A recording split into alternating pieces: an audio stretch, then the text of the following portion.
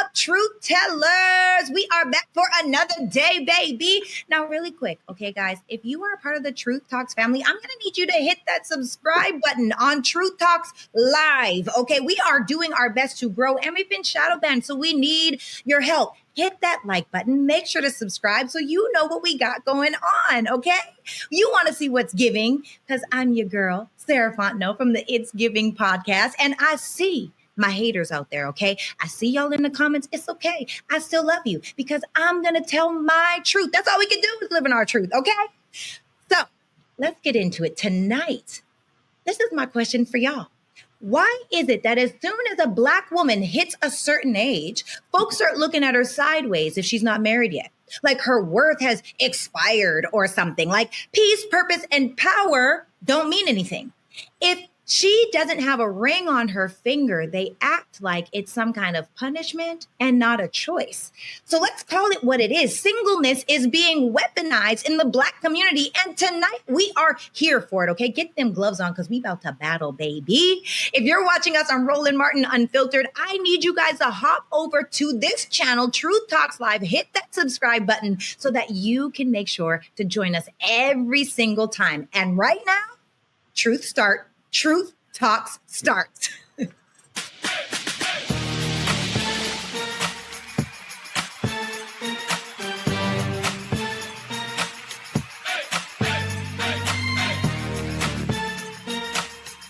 Are y'all ready to roll? Let's go. Sarah, I love you so much. That was so good, except that you flubbed to the name of the damn show. What are we doing right now? I know. You know, one thing at a time. One thing at a time. But it's giving light, it's giving energy, it's giving breath, it's giving femininity, it's giving sunshine, and that was fantastic. I needed that, Torre. That was the virtual hug that I needed today. It feels so good when you speak so nicely to me. I just flourish like a flower. Oh, you're so sweet. Dr. B will never know how that feels.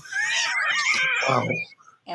Wow. Sarah, I'm just kidding. You can fumble over 10 words. Anybody but Torre doing the intro of the show is better than let me say, real talk. I love that. I love that top. You look fantastic.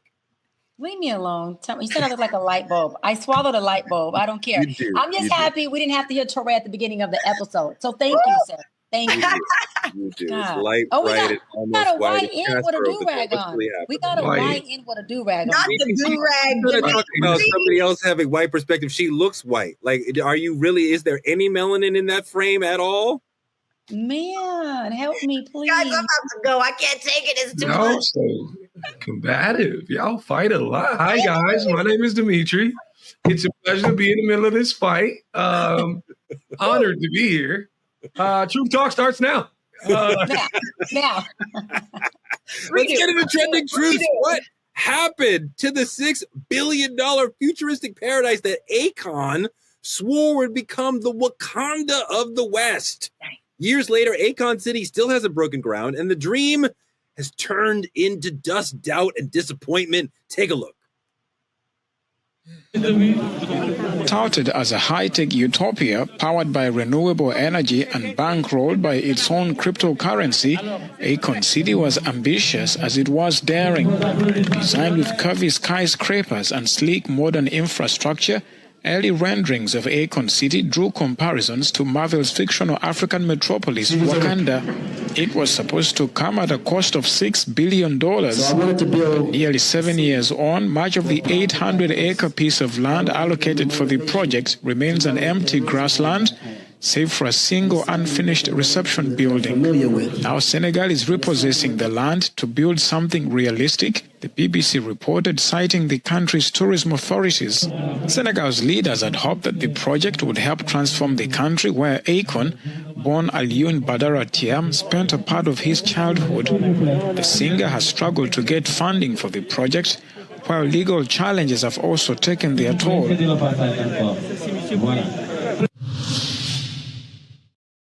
Fun fact, my mother was reading about the president of Senegal, Sékou Touré, when she was pregnant. And she was like, oh, I found the name for the baby. But Akon built this whole thing on this crypto coin, that Akon, that he thought would rise in value and thus fund a lot of this and bring other investors in. That didn't happen. His crypto coin crashed and he was left without funding. And the whole financial model was based on that. So he kind of dropped the beat and the bag on this one and hurt Senegal in the process. And I wonder, Dimitri, do you think he was ever even equipped to pull this off? Being a developer is a specific and complicated job. It's not like just anybody can roll up and say, give me some money, I'm going to buy some buildings. And that's what Akon seemed to try to do. I think we put too much in the hands of these celebrities, man. Y'all ever heard the Akon song, Locked Up? Lock his ass up. That's exactly what needs to happen. Akon need to be locked the fuck up. And the thing about it is, I don't believe this is something like Akon did with like malicious intent, but Akon knew he was unequipped for this project to begin with. If you banked it all on something that hadn't grown into fruition yet, you knew your ability to be unaccountable for this shit was present. And just for his inability to actually come back and give a statement, and now that it's been 7 years and we want to know where the money at, hey, lock his ass up, man. Get Akon up out of here. Get him. Casper, how does a $6 billion project disappear without a single building built? I think that he had good intentions. I just think that he wasn't able to pull off the funding, just like I haven't been able to pull off the lighting from my melanin, okay? But I do think that Akon had the right intent. I think he went in there and found out, like a lot of developers and contractors find out, that there's more to it. Once you start to create plans and develop even a home, let alone a big city at the magnitude that he was attempting to do it, I think he ran out of funds.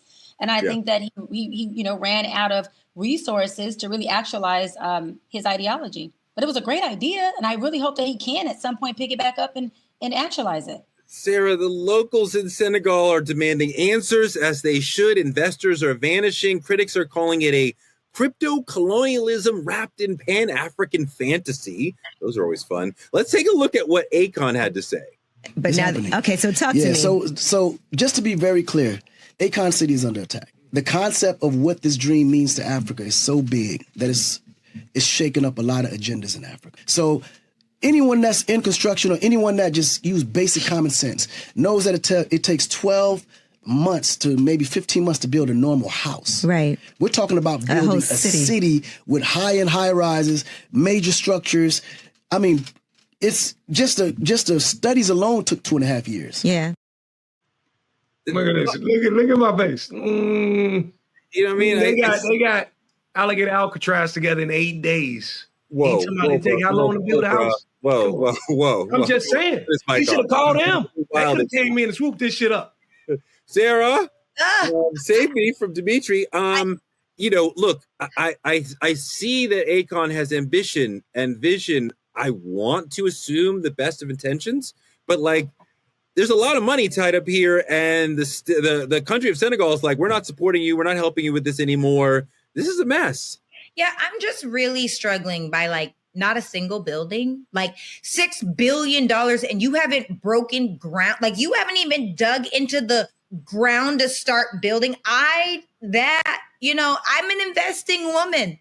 And before you invest in anything, this doesn't make any sense to me. I hope that he gets it together, but they already took the land back. They're saying something a little more realistic. And I think that they may have just allowed his name and his clout to cloud their judgment and allow him to create this thing that he really wanted, but it's just too hard to actualize. This sucks. I don't like this. The math is not mathing. I don't know what that says, Dimitri. Yeah, you see how many zeros in a billion? And 6 billion. And you ain't got nothing, not a TP, not a hut, not a snow castle, nothing. You did all that. My question would be, how much funding did he have to begin with? Did he have, because I don't know this part, I'm asking if y'all know, enlighten me. Did he come in with any type of investment seed? Was there at least like a couple billion that was available, or maybe 500 million that he said, we got some investment seeds to start with? They built nothing. So figure it out. I mean, look, I think that as we said, the crypto thing was supposed to be the driver for creating funds and pulling in more investors. And when his coin didn't go up, but instead crashed, it kind of destroyed the whole rest of the project. Well, maybe I can borrow some melanin from Akon with his old nice chocolate skin having self. I can sure use some of that melanin.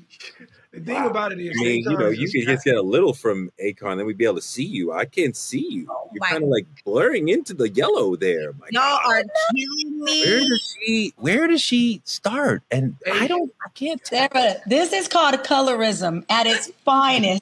Sarah, colorism. We're not discriminating against you because you're light. We're just making fun of you because you're light. Oh my gosh, The thing Dimitri. about it is, though, guys, I think we're missing the point. Akon is a very, very established celebrity. He's been investing for as long as I've been alive. Akon been doing this for a very long time. You knew getting online, making them false profits about this goddamn coin was going to eventually lead to something like this. But now you own a radio station in the United States talking about how you under attack. Go over there to Africa and tell them people how you under attack and watch how they attack your ass. It's just that simple. So I can honestly say, being a woman that has purchased coins that have tanked, like I'm talking about Dogecoin tanked. I'm not even gonna lie, y'all. Trump's wife's Melania Trump's coin. No, you didn't. No, you didn't. You bought Melania? Of course I did. Oh my God. Oh goodness. What are you doing? How much money you spend on Melania? We don't need to talk about it, okay? I'm not gonna bring up wounds right now on this. I want to bring up wounds. How much? No, Torre. This is what I know.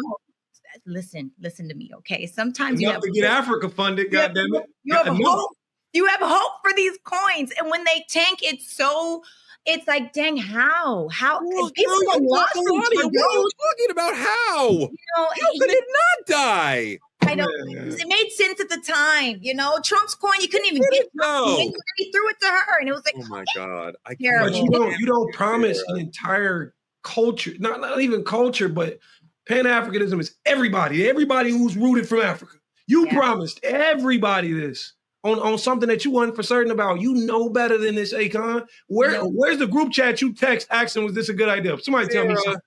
Do you think that he should return whatever money is left over and face legal consequences? Where do we go from here? Oh, that's the thing about investments. It's a risk, right? I guess in this case, Wakanda is not forever.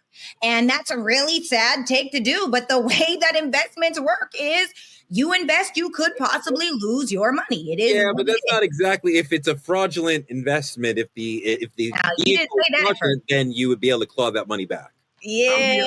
I'll be honest with you. I think Akon need to throw some free concerts. He need to give out some free merch. I need $1 billion. I need $6 billion.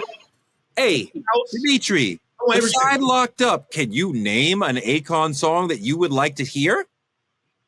It ain't about me. It's about Africa. Thought so. Who's coming to the concert? It's about Africa. You've got one hit for 20 years. What are we talking about? No, he has so many hits. Like what, Sarah? Name them.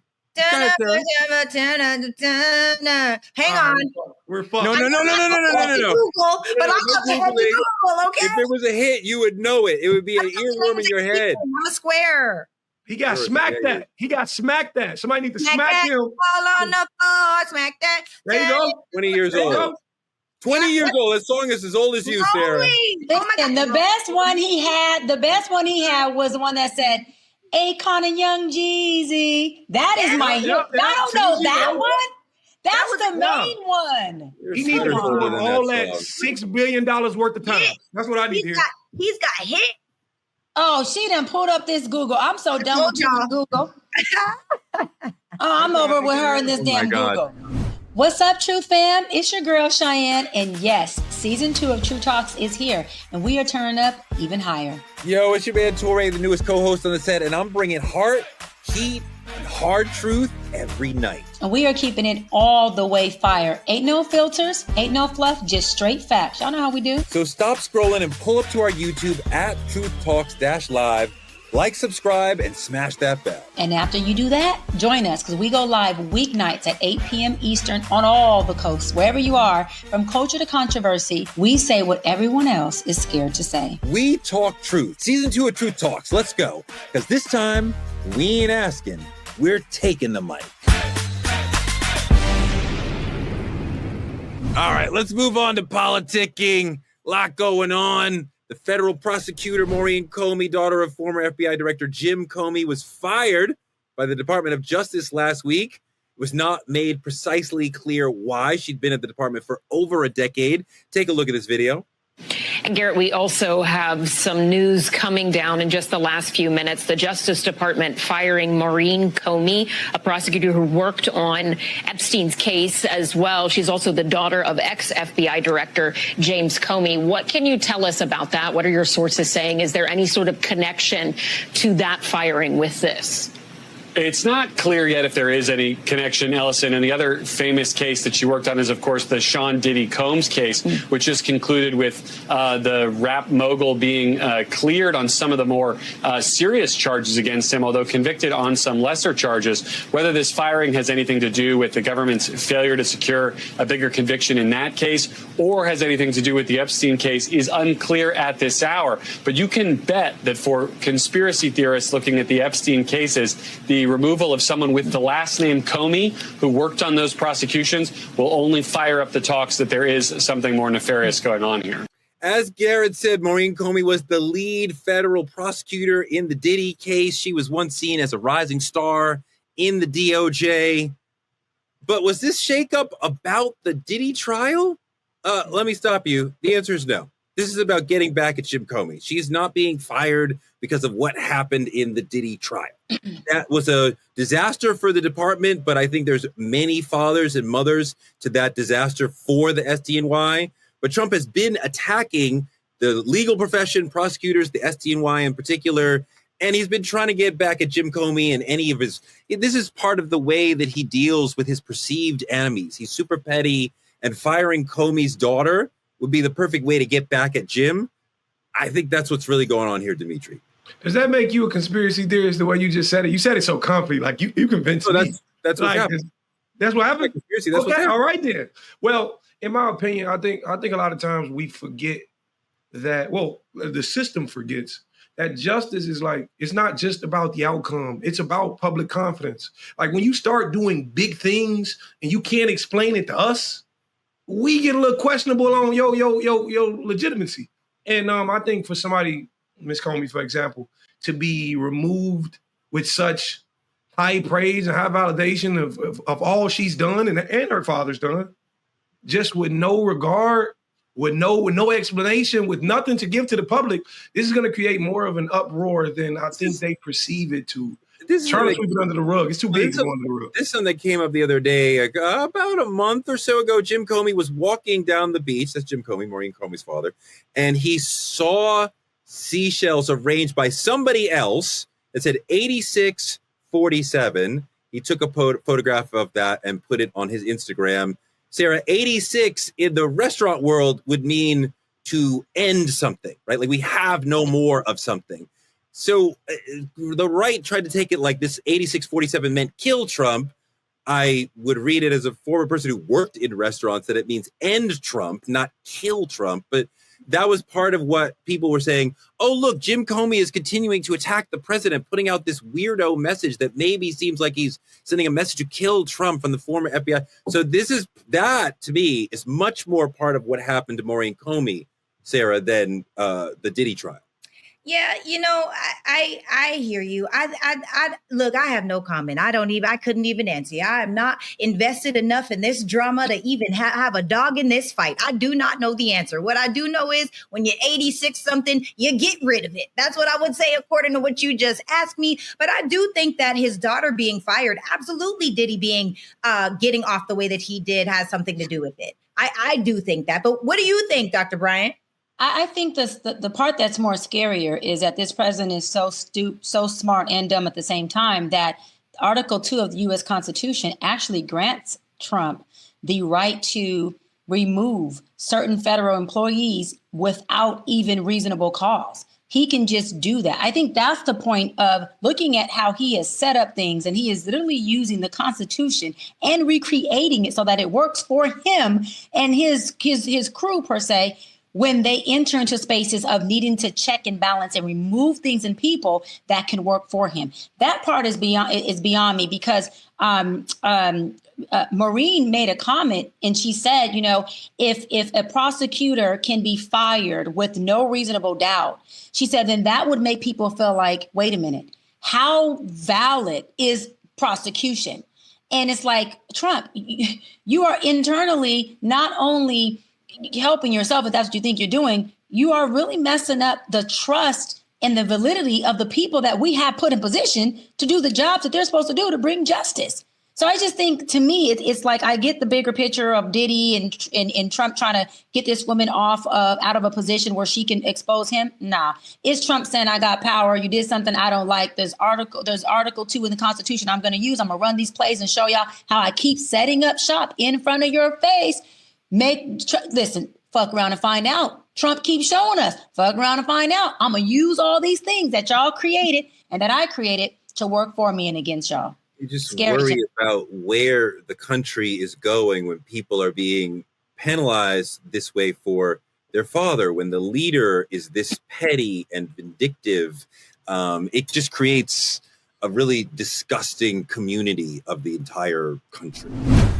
What up, Truth Fam? It's your man, Torre. And I know you've been wondering where you've been. I ain't gone nowhere. I leveled up. Slide over to our brand new YouTube channel at TruthTalks-Live. Like, subscribe, and hit that notification bell like it owes you something. Because we come in live every weeknight at 8 p.m. and it's about to get really real. Yeah, the truth still hurts, but that's exactly why you need it. Season 2 is bigger, bolder, and blacker than ever. Unfiltered convos, expert takes, and uplifting moments. We're calling it out, breaking it down, and lifting up the culture in real time. We're not holding back, and we're not sugarcoating nothing, and we're not going to let anybody rewrite our narratives. So tune in, pull up, and get ready to speak truth. Live with Truth Talk Season 2. For the people, for the culture, every damn night at 8 p.m.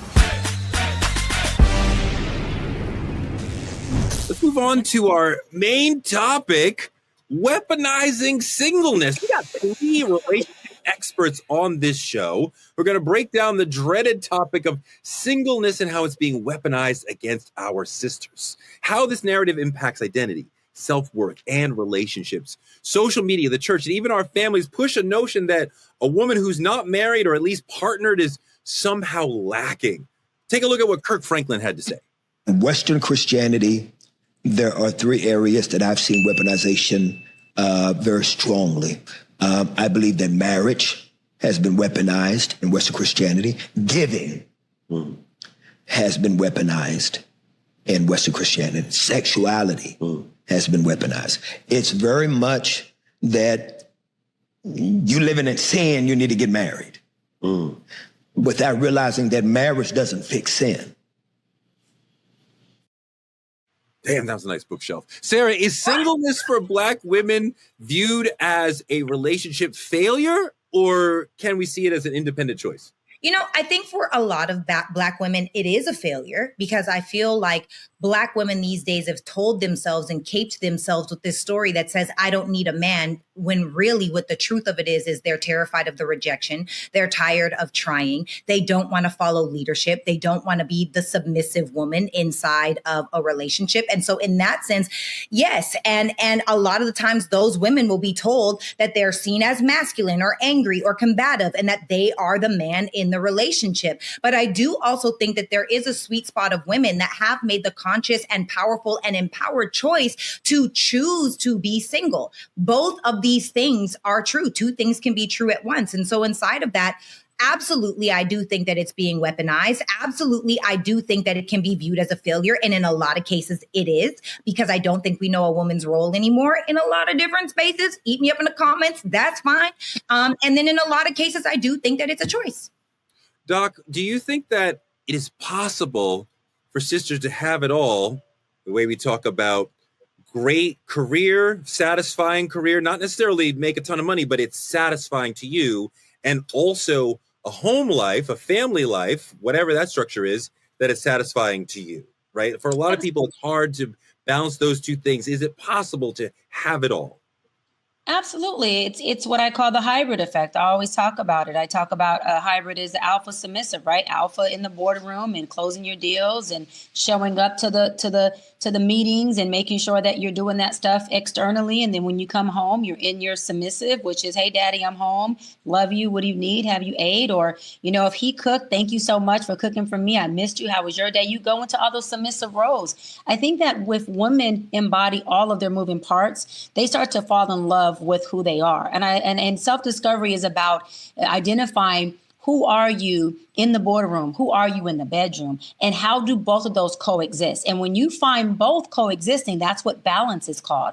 And I also believe that on the flip side, from at least the men that I have been engaged to or dated, they find it a big turn on that they get to watch me keynote speak on these big stages. They get to watch me go dominate a boardroom and kill the shit out of it, right? And then come home and be completely soft and feminine and submissive to them. And they also tend to respect that I have a voice where if something is not going in a way that's honoring or respectful, I know how to say, hold on now, who the fuck you talking to? Without me having to do it from a masculine perspective. It's just still in a way that says, wait a minute, baby, we may be out of alignment right now. And a man who is secure with himself and has a good balancing within him, he appreciates a woman that has both. He doesn't need a woman who's so yoked and imbalanced. Why do you need to be submissive at home? Yeah, I love that, Trey. Actually, I finally love something you asked. It's not that you have to be submissive. And I want to clear that up. No, because I'm happy you said that, because there are a group of women who I've had women run up to me after I get off the stage and say what you say, like, Doc, I'm triggered. I love everything you said, but damn it, I don't think I need to be submissive. Why? And I explained to them, you're right. Submissive for me is a love language. And so the way that I love is submitting to you. The way that I love is letting you have your way with me. The way that I love is saying, what do you need? And how can I show up for you? And well, how do I facilitate that? That's how I love. And so if I can't love like that, then I feel like I'm at a deficit. But for other women who maybe don't like the essence of submission, I think they should find a man who is equally yoked to that. If I had a partner that I could not submit to because that's something that didn't work for him, I could not thrive in that relationship. I love to be in my submissive and my feminine with my man. It does everything you can think of for me. I'm gonna have to give her that, Tori. I'm gonna be honest with you. There's a lot of men out here, and myself included. I love to see a woman in her powerful. I love to see her dominate and take over whatever lane she needs to. Just be that boss CEO wherever she chooses to. But it's something about watching that exact woman value you enough to turn it off. Value you enough just to step back into that femininity when she's around you. It does something for your, Tori, I can't explain it to you, but it does something for your soul. It's like, imagine how. Okay, but hold on. It's easy for you and I to say, it's great when the sisters submit to us. What about the sister who wants to come home and is strong and is the leader in the relationship? Are you able and emotionally willing to be in that position where you're more submissive to her?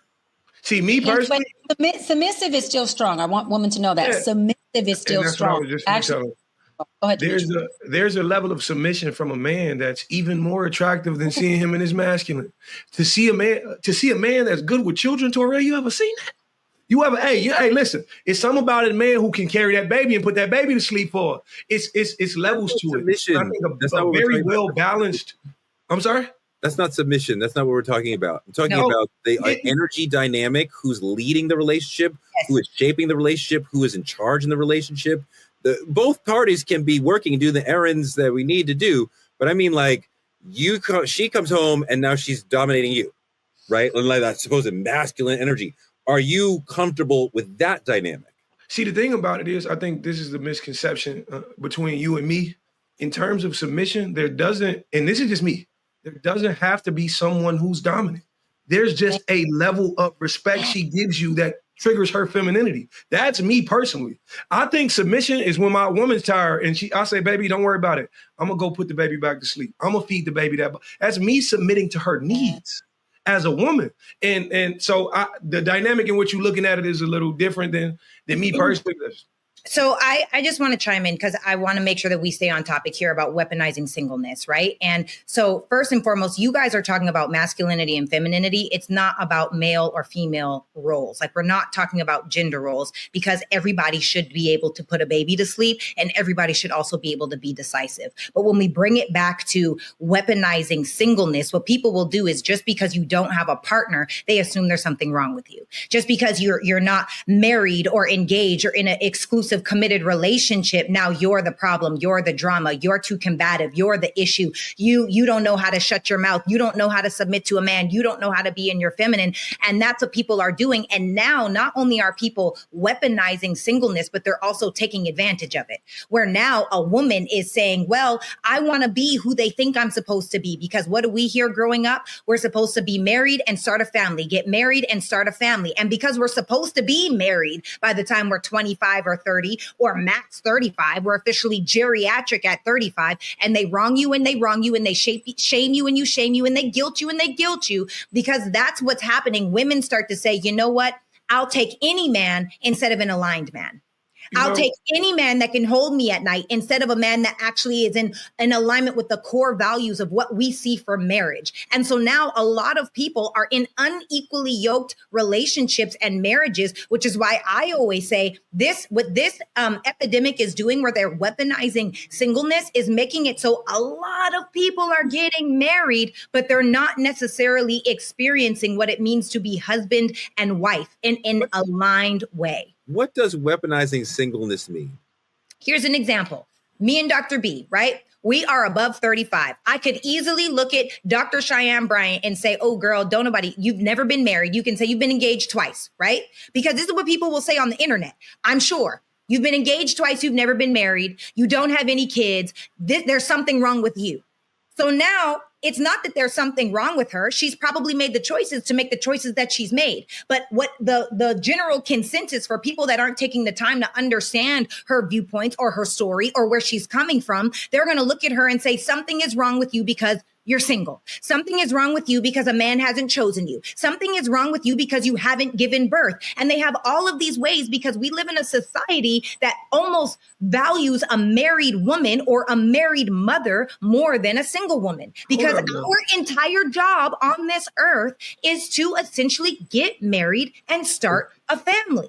And this is entirely different. This is different, you're saying, than whatever pressure exists on men to get married. Men's pressure isn't to get married. Men's pressure is to make money. Women's pressure is to get married and start a family. And we are supposed to come together and create the family. But now people aren't looking at the truth of what they actually desire. They're not actually taking the time to see, well, hey, what do I actually like? What do I actually need in my partner? What is actually important to me? It's more than just hobbies. There's a lot of people that have chemistry. Chemistry is so easy, but compatibility is way more challenging. And so you have to get really clear with you. What is it that you want from your person? I personally don't think that in your early 20s, go date, learn what you like, learn what you don't like. In your late 20s, 30s, this is where you should start seeking what it is that you desire.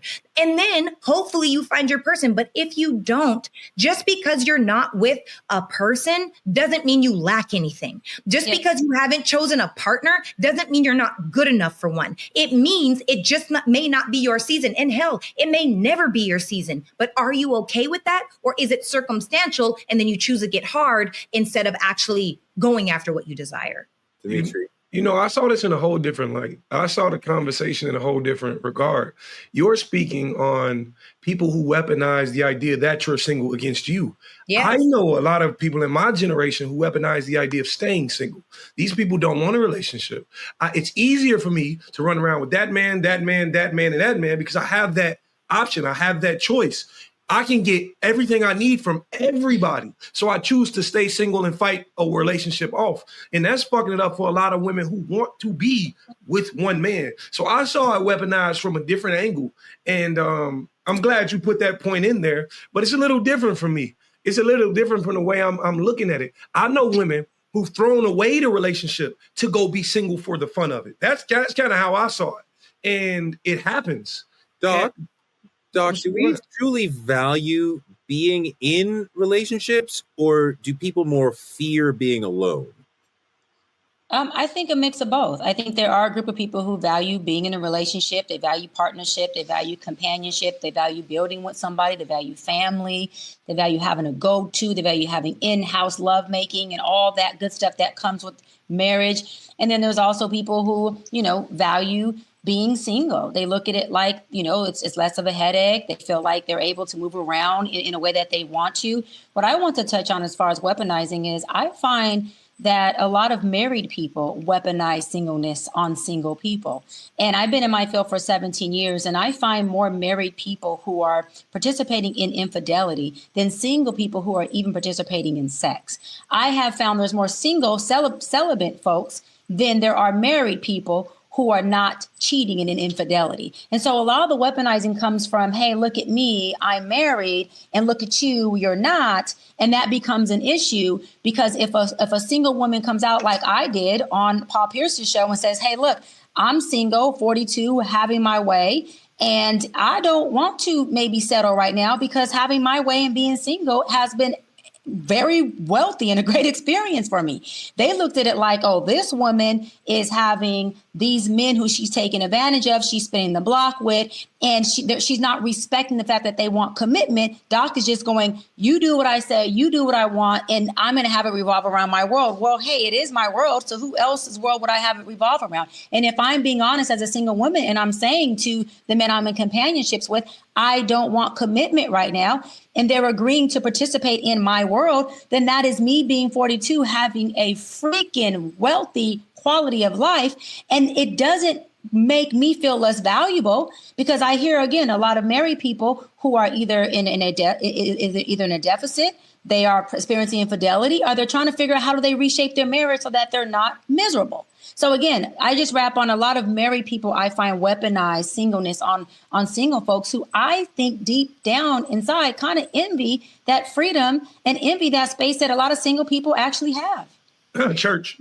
Yeah, and I also think that a lot of the times too, you have to understand your environment has a huge impact on the way that you think and the way that you feel and the way that you think that your life should be. So if you have an auntie or a mother or a father or a grandparent, especially as a woman that's saying, girl, why aren't you married yet? Or that's saying, when are you going to give me some grandbabies? Or there are so many different ways that we don't understand the pressure that it does put on to women. And so it's all, people don't even understand the slights that they're taking at people. Now, there's a beautiful opportunity to talk about masculinity, femininity, because also what I think is kind of beautiful, Dimitri, what you just said is there's a lot of, and before anybody says anything, I just have to give this disclaimer, okay? Masculinity and femininity are not genders, but it is true that what Dimitri just referred to are very feminine. It's a feminine energy for you to get the baby and put the baby to sleep. It's a feminine energy to be able to say, baby, come here, let me rub your feet. Right? It's very masculine for me to say, I'm going to go home and dominate inside of my world. So we have to understand that we're talking about two different things. And there's nothing wrong with either. But this is what I will say. For the ladies that people are using, weaponizing masculinity, if you're more of a masculine woman, what I would say is there's nothing wrong with being with a feminine man. Feminine does not mean bad. Feminine does not mean weak. Feminine does not mean unable to. Feminine means there's only space for one masculine energy in that relationship. And whoever is the most masculine should seek someone that's more feminine and vice versa. But I will say that a lot of us unmarried women are tired of being told we're incomplete without a partner. Even the TikTok relationship experts are telling us what we need to be doing to be chosen. Let's take a look.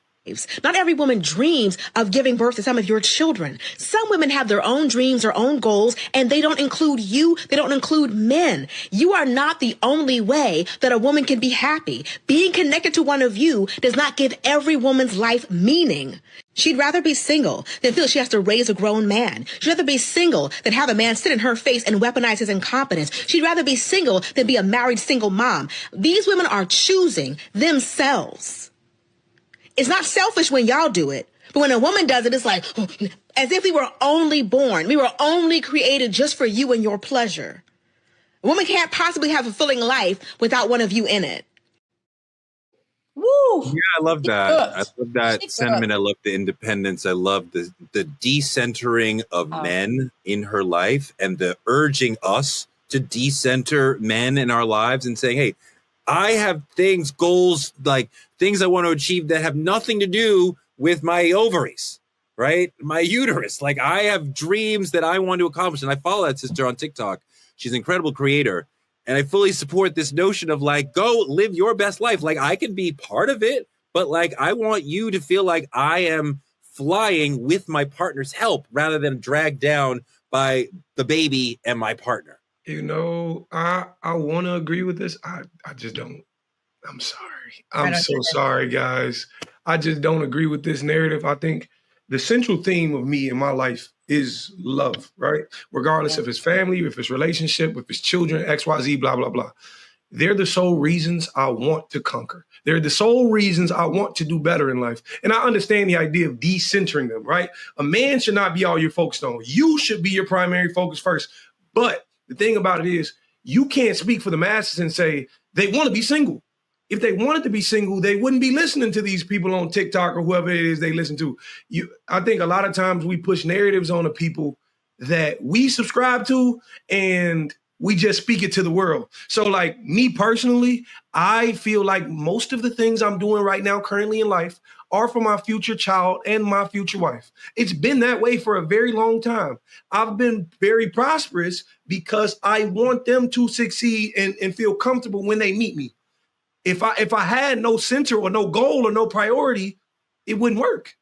I'd just be living. I think I understand what you're saying. And I think that the way that society pulls us, that the man is pulled into a higher self and a more mature self by family. And women quite often find themselves pulled out of their dreams by family. Their dreams are derailed by having a family. So this sister saying that she wants to continue to focus on her dreams while also having a family, to me, is uplifting. And it is different than what so many women encounter. There's so many women who are like, I wanted to be a writer, an actress, or whatever. I wanted to have a career. And then they had a family. And they're fulfilled by the family, but men are not finding that same life hurdle. I had a family and that had to change my dreams.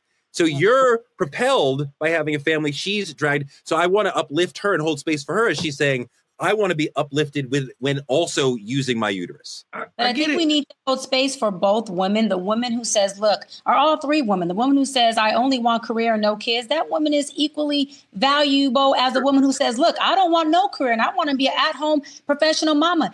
And then there's me, the woman who says, I know I can have both. And my goal was to first have a career so my kids are born into equity and I'm able to actually be a hands-on mama because I have financially secured myself enough to the point where in the event that my husband, hopefully not, we get married and he has a shortcoming, I'm still able to float us if he happens to have something happen in the season where he can't do it. I got his back and we're good over here. So those three women are all equally valuable in their own space, but we have to hold space for all of them and not weaponize one because she's an at-home mama, the other one because she's a career woman and she doesn't want kids. There's women who are thriving in all different lanes. And I think what's most important, and I'll land on this, is that individual, male or female, has a plan and they have a quality of life that they really feel healthy in and that they can thrive in, because happier people just make for better folks in any kind of relationship you can be in. Dimitri, hold on, Sarah. Dimitri, the single women are often labeled leftover, lonely. The single men are free, focused, and waiting on the right time. Are we doing the right thing by giving the sort of shame to one group and praising the other group for the same thing? Absolutely not. And I'd be going against myself completely if I sat here and said that's how we should view it. I'm a single man, and I choose this is the season I'm in. And I think that's the thing about it in the way we look at it.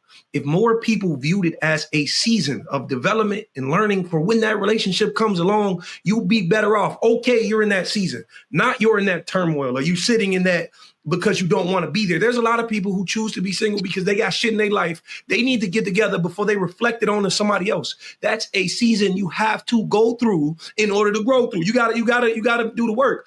The thing about it is, I think most people look at it because they're looking at outside expectations. Okay, I'm viewing it because my mama want to see me married. And right now, if my mama viewed my singleness as a step to get married, I have to work on myself. If my mother viewed it as such, I wouldn't feel as bad. Right now, we got to alleviate the pressure from everybody else and say, I'm here for a reason. Because if I didn't go through my singleness, I never know what Mrs. Wiley's supposed to be like. And I just want to say this while I'm still here. The idea that picking the right person, Torre, you said woman gets in a family and then, it's downhill for her dreams. Picking the right man, it's not going to be. I don't care what happens. When she comes along, Mrs. Wiley said, I always wanted to be a painter. I'm buying every goddamn size canvas and we put it in the living room, baby. This is what you want to do. This is what we're going to do. But that's why selection is so important. It's a little less about the man and more about the intense demand on the woman's time. The right man is going to alleviate all of that unnecessary pressure. All the pressures of what society said is going to be gone. The first 10 years of having children, the child is almost always physically attached to the mother. And no matter how great the father can be, she's going to do 60% of the work, no matter what. The man can't keep up because the child is so asking for the mother and driving toward the mother and the whole feeding thing, the man can't participate in that at all. So, I mean, her body goes through a lot, her mind goes through a lot in pregnancy and having a young baby. That takes time to redevelop into the person she was. There's just a lot of social and physiological things that go along with becoming a mother. There's a chemical that you want to just be with the baby all the time, right? So that takes you out of the workforce. So there's all these ways that nature and society is preparing you to be a mother. And it's beautiful. I love and what it's you're wonderful. saying, but I'm currently living the opposite. You cannot tell me there's kids who don't attach to their dads the exact same way they're attached to their mothers. And I've been to the doctors, I've been to the dentist, I've been to the schools, and we at the graduation, and they call me the dad and saying, thank you for being the most active parent in this school. So you can't tell me all of that effort is not complimenting Mrs. Wiley when she comes along with them kids. It's going to alleviate. But I think we got so used to saying the kid should be with the mom that we just let it happen. No, baby, I'm going to handle this kid. You ain't need a mother today. That's what I say when I ain't got my baby. I be like, I ain't a dad today. But you ain't got to be a mother today. I got you. Let me take that off your plate. And the thing about it is, man, we fall so accustomed to the actual tropes of what society's led us to believe. There's dads who can't get it done by themselves. If that's so, allow the mother an opportunity to go out and do what she needs to do for herself. That's all I'm saying. No, I get it. But the mom also has a power. Really quick. I just have to say this really quick because I do feel like the same way where we had that episode where we talked about how women have children and it's most of the time it's circumstantial. It's not intentional. I feel like most women are single circumstantially and not intentionally. A lot of women say that they want to go build this career. Careers and dreams do not keep you warm at night. And so a lot of women are saying this out loud. They're saying, I said it. They're saying it out loud on these social media platforms. And then they're going home and they're feeling lonely. They're feeling rejected and they're feeling like they don't have what they need. And the truth of the matter is that we have to get really crystal clear about, are you single because you can't address your aggression? Are you single because you can't address your tone? Are you single because you can't address your own volume because you're not willing to do that work on yourself? Or are you, thank you, Dimitri, or are you single because you actually want to be? Because the truth of the matter is these women that are out here intentionally, and that's what we do. We find the exceptions to the rule and we say, we're like them. No, baby girl, you're not. You're mean. You're masculine. You talk about men like dogs. You're disrespectful to every man that you say. There's that new term that says, I don't even like men. The thought of men makes me sick. And you start regurgitating this rhetoric and now it becomes your truth. It is not the truth. These things are either circumstantial or they are intentional. And I'm here to tell you right now that if you want to go live your best life, you want to have fun, just make sure you freeze those eggs, homegirl, because one day, a lot of the time, when you look back on your life and you're 45 or 50 and you're unable to have kids, you will probably regret it. That's all I'm saying. There's too many women out here that are trying to push a narrative that they don't even believe in. The truth is, we are built and we are here to connect. We want a partner. And as much as I love what I do and I am great at what I do and I am very successful in what I do. And there is nothing like coming home to my man and being little baby angel muffin poodle love. Okay. That's what the real truth of it is. Yes. Little angel muffin. Angel muffin poodle love. Yes. Yes, little baby, hug me, hold me. Angel muffin poodle love. Because your dreams are never going to hug you, hold you, kiss you, squeeze you. And a lot of these women are saying, oh, I just want a man that's going to be, there to support me. Then baby girl, you don't want a husband. You want a business partner. That is one that is way easier to find. Get yourself out of the rings. Stop distracting these men that actually want marriage and go be the boss that you've always wanted to be and allow these wives to be wives. Hey everybody, Judge Lauren Lake here. Listen, I need you to head on over to YouTube weeknights at 8 p.m. Eastern time. Why? Because your favorite judge, I'm one of the new co-hosts of Truth Talks Season 2. And guess what? We're live every night at 8 p.m. Eastern time on YouTube, only at Truth Talks-Live. I'll see you there. But let's flip this a little bit, Sarah, right? Okay. And maybe because you brought up this whole subject of weaponizing singleness, I think we understand the topic. Yes. How do we break the stigma of being single in the Black community? Because as we've said, the sisters especially are hearing messages from their community, from their family, perhaps from friends, perhaps from internally in their body saying like, you got to get married, got to have a baby, got to get married, got to have a baby. Perhaps sometimes to their detriment. So how do we reclaim singleness as being something that's about being complete rather than something to be ashamed about? How do you make it about identity and self-worth rather than something you're trying to break out of? Well, first and foremost, you have to be real with where you're at. Some women are so defensive, they're not even willing to accept the fact that, you know what, you're mean, you're ornery, you're disrespectful, you're masculine. You keep trying to control everything. Ladies, we don't control everything. In fact, true submission is surrender. We will never experience true trust without being a wife, and we will never experience true selflessness without being a mother. Because how? If you're going to give, and you have to understand, I believe in the masculine male dynamic with the feminine female dynamic. If that's not your dynamic, that's okay. This message is not for you. But for women that desire to be led in their relationships, baby, you got to let that man be a man. You have to be okay with not controlling. You have to understand that control doesn't exist. 90% of the things we have control over never happen, and the other 10% isn't up to us. So our best opportunity, like Dimitri said, is to take care of ourselves. How do you learn how to be more regulated inside of your emotions? How do you learn how to have a conversation with someone instead of just raising your voice or getting angry? And there's a difference between being passionate and being angrily mad at somebody, right? You've got to learn yourself. Take this season to work on yourself. I promise you, fix your RBF, okay? The resting bee face. Smile a little bit, let these men know. I'm sorry, but hold on. The point, Dimitri, was about how do we reclaim singleness as something that is okay and not shameful. I feel like she's talking about how to get a man and blaming women for not having a man. I'm talking about how do you like being single? How do you enjoy and understand being single? So you work on yourself. When you work on yourself, you will then attract the man that you want. But you're still talking about getting the man. Because you're still talking about getting the man.